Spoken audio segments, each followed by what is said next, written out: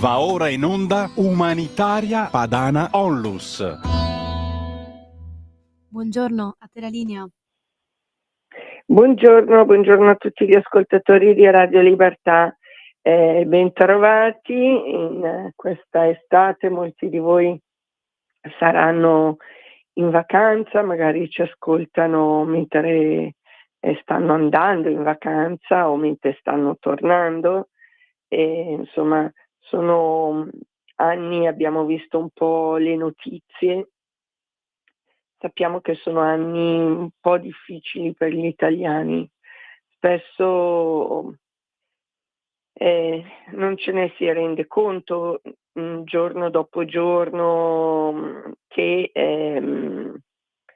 così la situazione magari economica peggiora un po' la situazione di un paese, di un popolo, in questo caso direi di gran parte del mondo. La verità è che le guerre che accadono nel mondo le paghiamo anche noi, le paghiamo anche qui. Quindi questa mia premessa lo dico perché ho letto che quest'anno le vacanze degli italiani si sono molto ridotte rispetto agli anni precedenti. Sostiene molto il turismo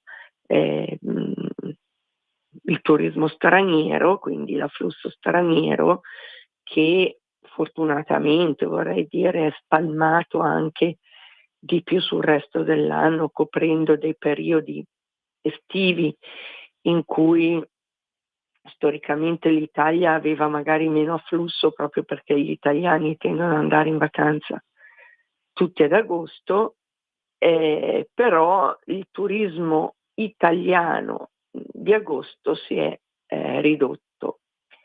Perché questa premessa? Perché tante volte ci sono delle persone che pensano che occuparsi di cooperazione internazionale e quindi in termini di aiuto, ma quello concreto, quello fatto come lo fa l'Umanitaria Padana o come le fanno alcuni gruppi missionari, eccetera, quindi non quello delle grandi ONG che spendono gran parte del loro del loro flusso di denari per l'autosopravvivenza delle loro organizzazioni, con molto personale, con molti costi, eccetera.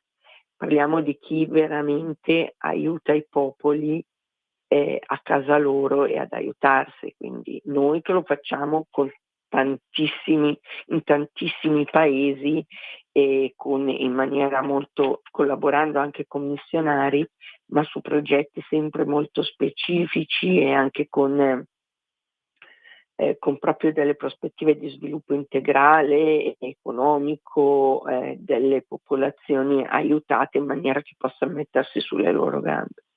Però tanti gruppi missionari, anche magari con delle realtà molto più localizzate, eccetera, lavorano alla stessa maniera. Quindi parliamo di chi fa cooperazione vera, quindi lasciando al di fuori, chiamiamoli gli affaristi della cooperazione. Ecco. Oppure anche quando si parla di geopolitica e di estero e di quello che accade all'estero, ci sono delle persone che ritengono tutto questo poco rilevante. In realtà non è vero.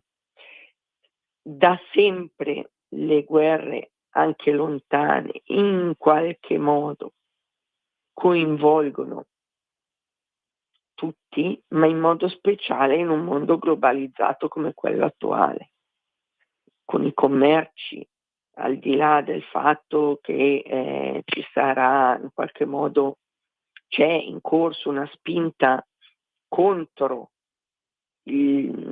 questa globalizzazione folle che c'è stata e che ha prodotto alcuni lati positivi, come lo sviluppo di aree del mondo che precedentemente erano troppo sottosviluppate, ma ha anche prodotto dei mostri, ha prodotto l'aumento l'aumento di situazioni come il terrorismo, come le instabilità internazionali, il regime change, quindi la devastazione di paesi che invece erano già sviluppati o in via di sviluppo bene, che sono stati poi di fatto completamente destabilizzati, quindi destabilizzazioni mondiali, eccetera. Anche il rischio fortissimo di consegnare uno strapotere universale a nazioni come la Cina, in cui è ancora vigente il comunismo come ideologia antiumana e criminale. Quindi diciamo che sicuramente quel processo ha avuto alcune luci, moltissime ombre, alcuni vantaggi, moltissimi stazioni, spesso coperte ipocritamente con la parola umanitaria, e sicuramente questo processo di globalizzazione ha comportato, poi lo si vuole dire, non lo si vuole dire, se ne può voler prendere atto oppure no, veramente un decadimento fortissimo dell'Occidente e dell'Europa, anche collegato a dei processi ideologici che sono andati di pari passo a questo processo di globalizzazione, che erano profondamente anticristiani, insomma, che hanno tolto un po' all'Occidente la sua natura.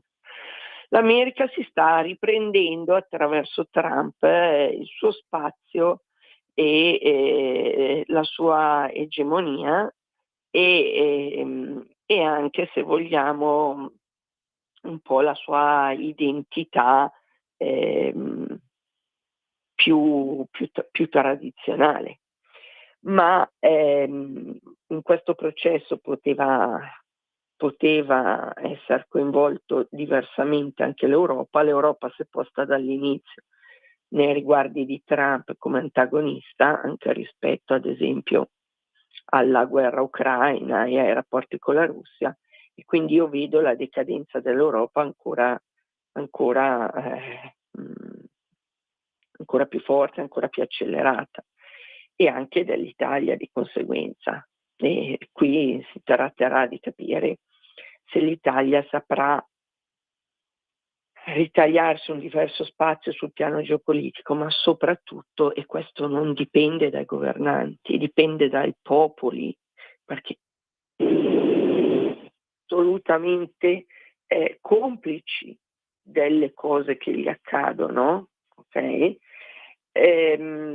Sul piano storico, ma anche sul piano, se vogliamo, spirituale. Io ricordo che San Giovanni Paolo II parlava di una teologia dei popoli, e francamente, se non torniamo un po' tutti ai valori tradizionali, ai valori cristiani, quelli che l'Europa non ha mai voluto includere nella propria Costituzione, che in effetti poi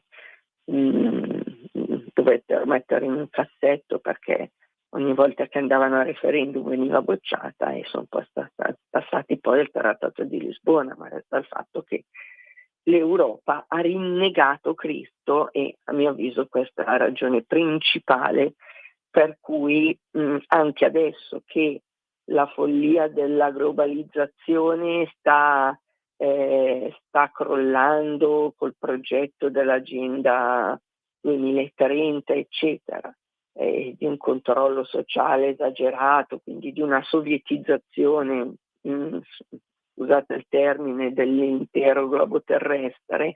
Ecco, questo era il progetto. Se questa cosa in qualche modo sta venendo meno, non è detto che l'Europa sappia cogliere questa, e l'Italia sappiano cogliere questa occasione. Per l'Italia vedo segnali positivi, incoraggianti. In particolar modo vedo il segnale del rifiuto del controllo globale dell'Organizzazione Mondiale della Sanità, una notizia estiva che è passata un po' in sordina, ma che in mezzo a tante brutte notizie possiamo definire una notizia molto bella, cioè il governo italiano sul tema Organizzazione Mondiale della Sanità sembra che abbia imparato qualcosa dal Covid, a differenza dell'Europa, dove gli interessi contrastanti delle classi dirigenti, non facciamo nomi e cognomi, Ursula von der Leyen, che io chiamo Ursula von der Pfizer, ecco, hanno invece ancora in qualche modo non evidenziato con la stessa chiarezza con cui invece avviene il dibattito in America, per esempio, quello che è successo in epoca Covid. E invece, a mio avviso, come tutte le grandi immani tragedie, specie questa che è avvenuta all'interno del quadro in cui poi c'è stata la guerra in Ucraina, eccetera. Ricordo così, giusto per chi avesse perso delle puntate precedenti, che il segretario generale della NATO, Stoltenberg, non attuale, quello che era segretario generale della NATO allo scoppiare del Covid, era lo stesso che era segretario generale della NATO allo scoppiare, in qualche modo anche contribuito in modo determinante con alcune affermazioni allo scoppiare della guerra ucraina, quella quantomeno dall'invasione russa. La guerra in Ucraina era già scoppiata prima in Donbass. Ecco, quel segretario generale sia della NATO, sia ai tempi del Covid che della guerra in Ucraina, che poi in parte sono state, diciamo, sovrapposte le due emergenze, prima di fare il segretario generale della NATO era stato anche presidente della Gavi Alliance di Bill Gates, cioè quella grande organizzazione per la vaccinazione mondiale. Ecco, magari uno può fare 2 più 2 fa 4. Questi dibattiti sono molto presenti in America. In Italia e in Europa no, però l'Italia ha fatto la cosa giusta e quindi diciamo un bel plauso, perché sicuramente nella messa in discussione della follia della globalizzazione è molto importante il ruolo dell'Organizzazione Mondiale della Sanità, anche per quanto riguarda i piani malthusiani, neomalthusiani, di riduzione della popolazione mondiale, che in qualche modo si legano, però ci sono sempre dei colpi di coda del drago, no? E uno dei colpi uno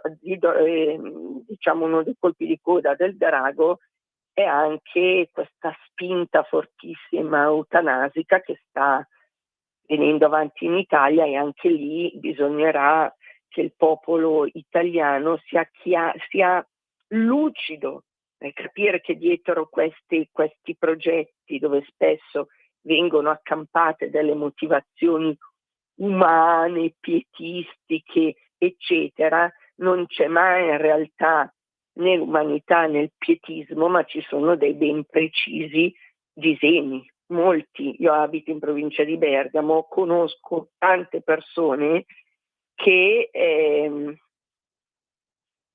hanno avuto gli anziani, i nonni, i genitori morti in ospedale, e sapete anche voi che proprio sono usciti in maniera ufficiale anche persino dei tecnici che stanno adesso caricando in qualche modo un po' la patata bollente solo addosso ai politici del tempo, che se lo meritano tutti. Parlo senza far nomi e cognomi di Speranza, per esempio, però adesso stanno dicendo se molte persone fossero rimaste a casa, invece che andare negli ospedali, sarebbero sopravvissuti.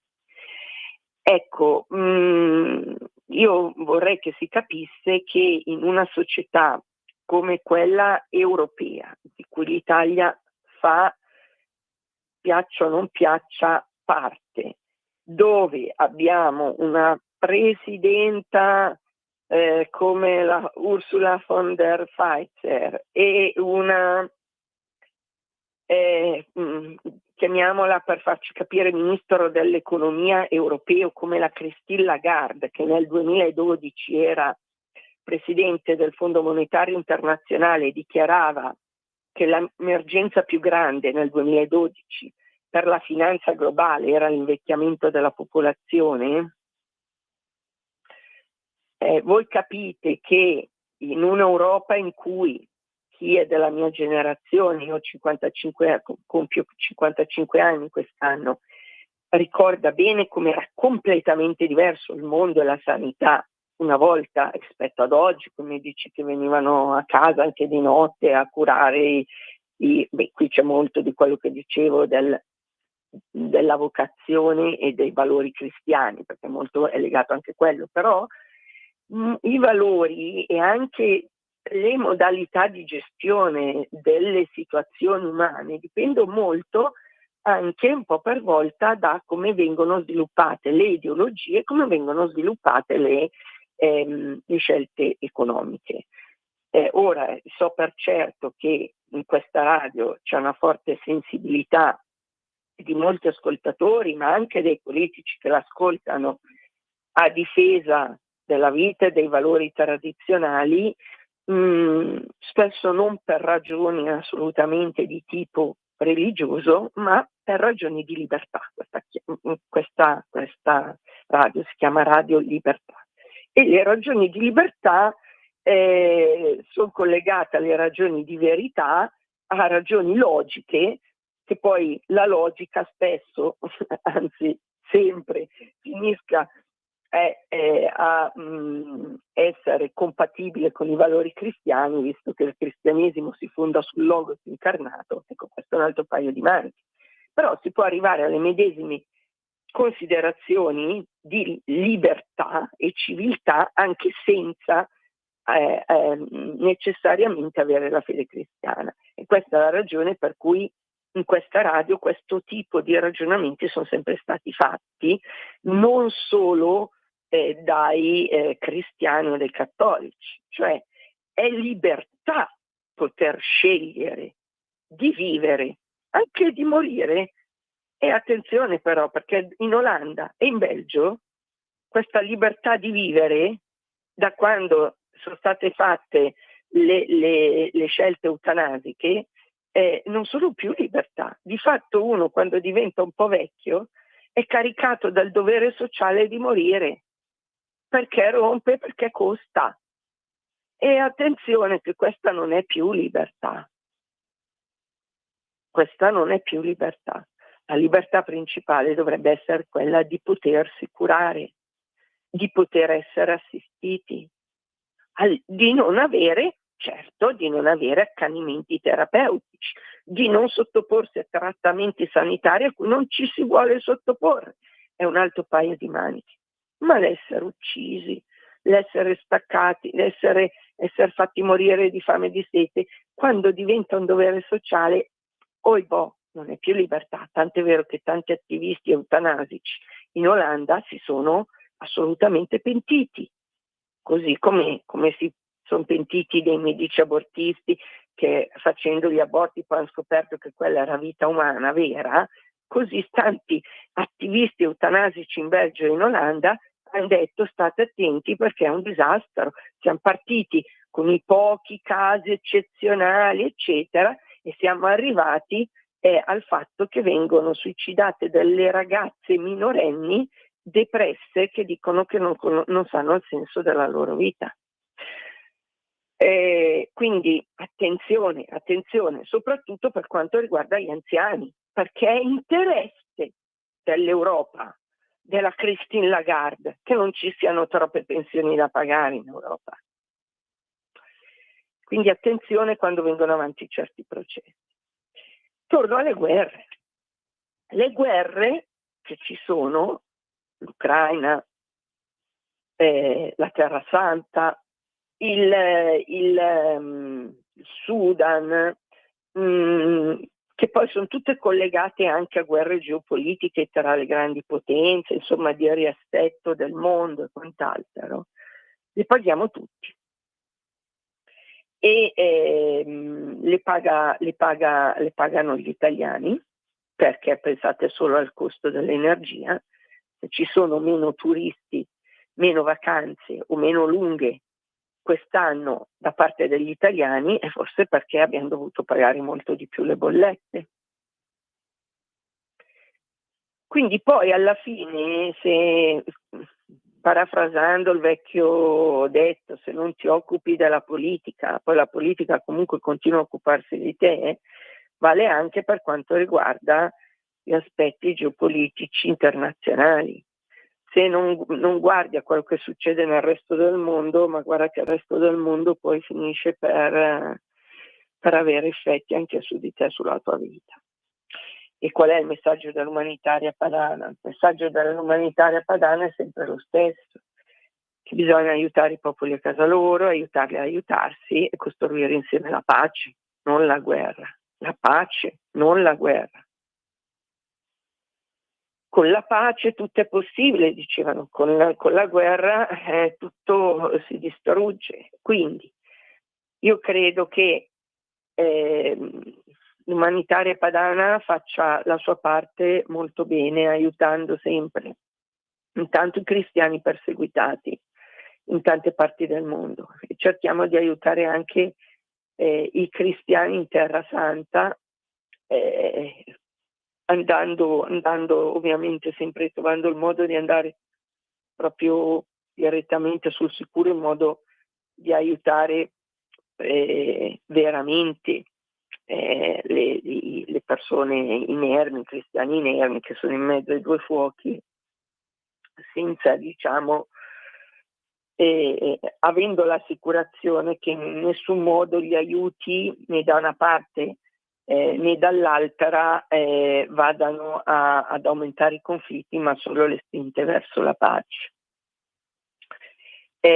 Quindi siamo in contatto per cercare, lo sapete, l'anno scorso ad esempio abbiamo finanziato un tornio all'Associazione degli Artigiani Cristiana di Betlemme per un tornio di legno, perché loro hanno le falegnamerie. Mi fa sorridere questo perché penso a San Francesco, insomma, che era un falegname, anche Gesù che è nato a Betlemme, i cristiani vivono facendo i falegnami, normalmente producono dei bellissimi manufatti per i turisti e per i pellegrini soprattutto. Adesso i pellegrini non ci sono, comunque si sono ridotti in maniera drastica, e quindi comunque devono sopravvivere facendo i falegnami per uso civile. Quindi li abbiamo aiutati in questo modo. Adesso siamo comunque in contatto per cercare di capire come aiutare i cristiani di Palestina a sbarcare lunari.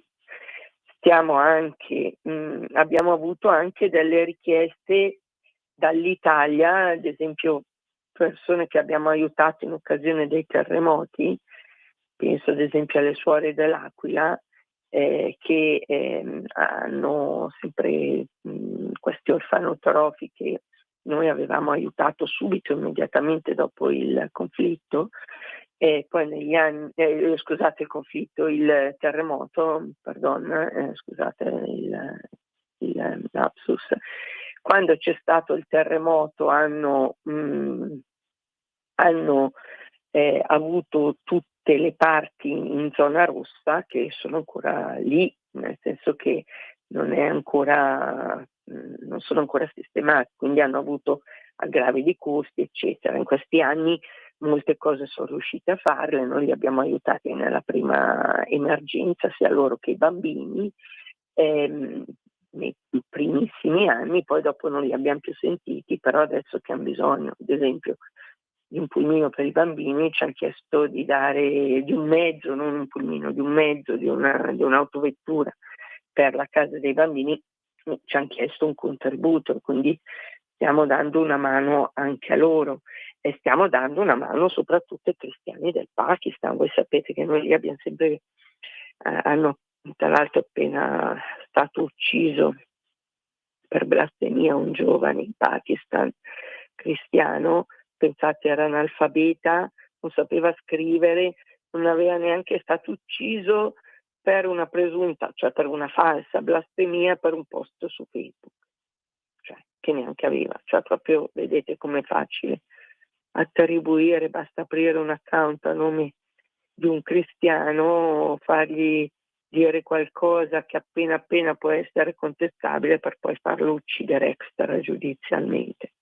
Così va in Pakistan, è facilissimo ammazzare i cristiani finché esiste questa legge nera, ma che indipendentemente dalla legge poi ha delle esecuzioni extragiudiziali, nel senso che poi i fondamentalisti islamisti, se hanno qualunque interesse a uccidere un cristiano per ragioni, per portargli via la terra, la poca o il poco che hanno, perché normalmente i cristiani in Pakistan sono anche molto poveri. Quindi noi abbiamo il progetto di sostegno a distanza delle ragazze cristiane con le loro famiglie, delle famiglie cristiane delle fabbriche di mattoni. Sapete che l'anno scorso siamo riusciti a riscattare 2 ragazzini rimasti orfani in una di queste fabbriche di mattoni e che erano stati messi subito a lavori forzati per pagare i debiti dei genitori morti. Siamo riusciti a riscattarli insieme a padre Angelo e a padre Edward.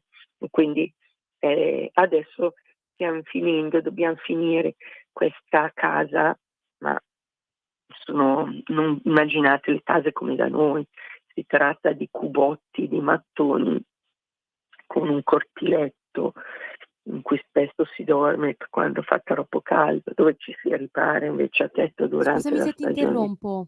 Purtroppo dobbiamo chiudere e appena con puoi. delle cucine Grazie. e dei bagni.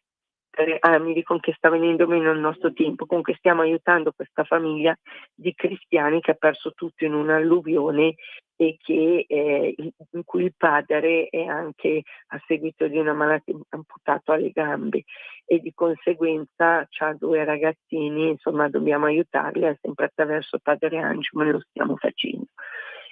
Quindi mi raccomando, io vi auguro di fare buone vacanze, però vi prego tutti quanti nel vostro piccolo di essere operatori di pace, cercare di portare più pace nel mondo aiuta comunque anche la pace globale, cercare di essere sempre con occhi aperti e comunque se volete anche un piccolo aiuto, anche 10 euro, sono sempre molto importanti per continuare a dire che si può aiutare i popoli a casa loro, aiutarli ad aiutarsi, costruire insieme la pace e che questo è un progetto diverso sia dalla globalizzazione che dalle guerre di dominio nazionalista. Questa è l'unica via. Il nostro conto corrente postale 80 17 03 50. Grazie a tutti e buone vacanze e anche buon Ferragosto, ve lo dico in anticipo. Ciao a tutti. Avete ascoltato Umanitari